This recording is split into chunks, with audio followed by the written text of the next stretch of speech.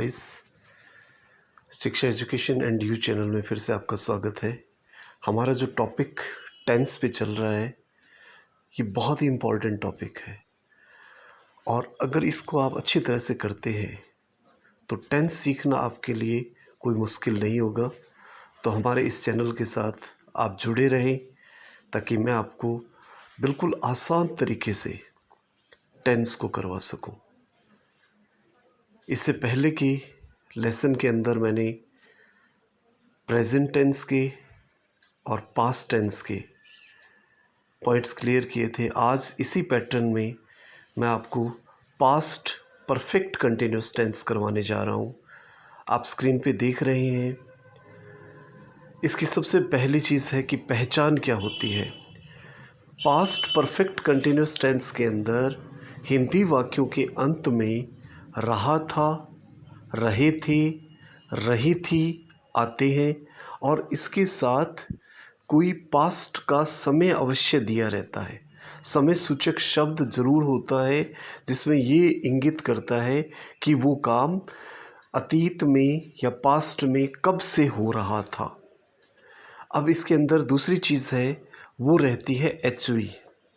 Helping verb जो इसमें रहती है वो रहती है हैड बीन और इसकी मेन वर्ब जो रहती है वो वर्ब की फर्स्ट फॉर्म में आईएनजी लगाते हैं। और इसकी जो स्पेशल चीज़ है, जैसे हमने इससे पहले प्रेजेंट परफेक्ट कंटिन्यूस टेंस में भी ये किया था और आगे फ्यूचर परफेक्ट कंटिन्यूस टेंस में भी हम करेंगे कि निश्चित समय बिंदु के लिए सिंस का यूज़ किया जाता है और अनिश्चित समय अवधि के लिए फोर का यूज़ किया जाता है। अब निश्चित समय क्या होंगे? दिन का समय है, घड़ी का समय है। घड़ी का समय आ जाएगा इसके अंदर। दिनों के नाम, ऋतुओं के नाम, महीनों के नाम, सन, ईस्वी आ जाए या सुबह, शाम या नाइट, जो जिससे देखने से ये लगे कि ये फिक्स है, निश्चित है। उस समय बिंदु के साथ हम सिंस का यूज़ करेंगे और उसके अलावा जो भी अनिश्चित चीज़ें हैं जिसे निश्चित होने का भाव न हो उसमें हम फोर का यूज़ करेंगे। तो बच्चों, इस चीज़ का आपको पूरा ध्यान रखना है कि सिंस और फोर का यूज़ हम कहाँ करेंगे। अगर इस चीज़ का आप ध्यान रखते हैं तो किसी भी तरह की गलती होने की कोई भी संभावना नहीं रहती है। अब आगे देखिए, मैं इसको और अच्छी तरीके से क्लियर करता हूँ। आगे स्ट्रक्चर देखिए इसका स्ट्रक्चर जो रहता है, इसमें सबसे पहले सब्जेक्ट होता है, फिर एच वी हैड बीन का यूज़ किया जाता है, उसके बाद वर्ब की फर्स्ट फॉर्म में आईएनजी लगाते हैं और फिर उसके बाद आप ऑब्जेक्ट रखते हैं और उसके बाद सिंस या फोर में से आता है और उसके बाद टाइम दे दिया जाता है। अब जैसे वाक्य देखिए, वह कल इस समय 2 घंटे से पुस्तक पढ़ रहा था। तो यहाँ रहा था इस बात को बता रहा है कि ये वाक्य जो है पास्ट परफेक्ट कंटिन्यूस टेंस का है। लेकिन अकेले रहा था से नहीं पता चलेगा। इसमें देखिए समय सूचक दिया गया है 2 घंटे से, यानी कल इस समय, यानी पास्ट में कल इस समय 2 घंटे से वो पुस्तक पढ़ रहा था। तो इससे हमें ये पता चलता है कि ये वाक्य पास्ट परफेक्ट कंटिन्यूस टेंस का। अब इसको इंग्लिश में जब हम करेंगे, he had been reading book for 2 hours yesterday at this time. अब इसके अंदर आप देख रहे हैं हैड बीन का यूज़ किया है और 2 आवर्स निश्चित नहीं है इसलिए हमने 4 का यूज़ किया है।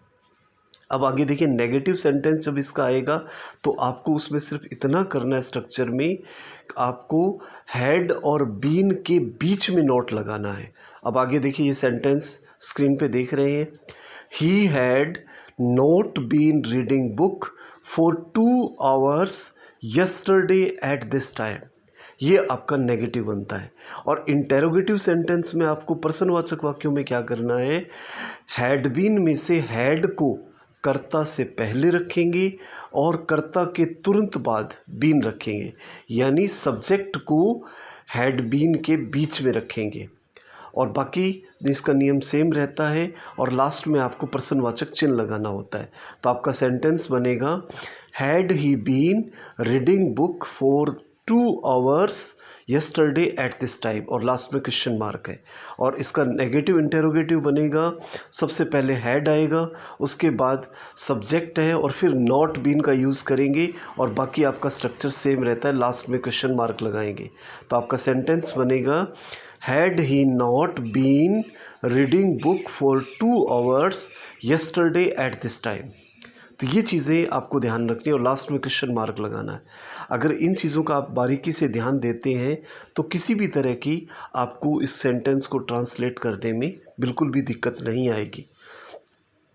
अब जहाँ पे 2 अगर एच वी आती है, जैसे हैड बीन आया है, तो उसमें अगर नेगेटिव बनाना है तो हैड बीन के बीच में नोट आता है और पर्सनवाचक में हैड पहले आ जाता है और बीन जो है वो सब्जेक्ट के तुरंत बाद रखते हैं।